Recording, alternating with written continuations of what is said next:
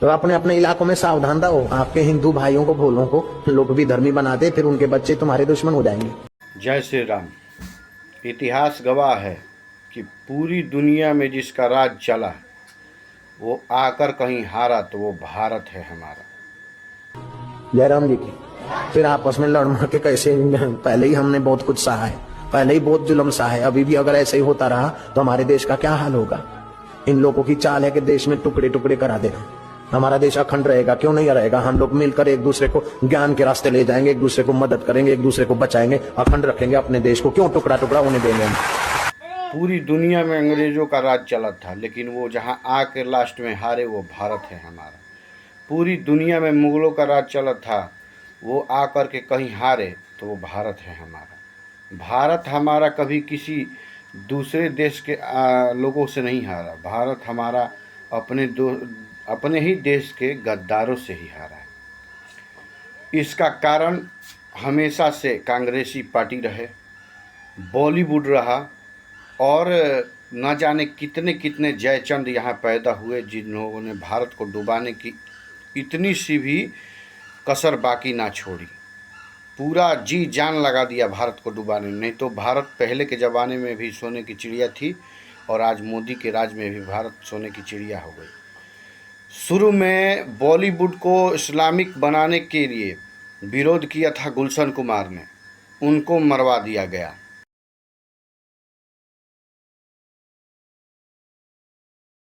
फिर इसका बीड़ा उठाया राजीव दीक्षित ने।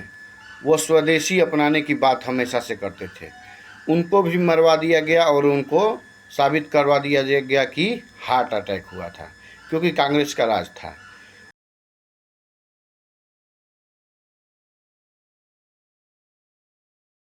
और अब कांग्रेस का राज बीतते बीतते हमारे जो सबसे धार्मिक आदमी थे आसाराम बापू, उनको भी दोष लगा के और चाल खेल के उनको भी जेल में डलवा दिया गया। आजकल तो क्या करते, आदिवासियों को पहाड़ी इलाकों में ले जाते, ट्रक बंद, गाड़ी बंद कर देते, फिर बोलते भगवान का नाम लो, अम्बा माँ का नाम लो, विठल का नाम लो। तो बोले गाड़ी को धक्का मारो, गाड़ी नहीं चलती क्योंकि ड्राइवर एक्सीलेटर नहीं देता।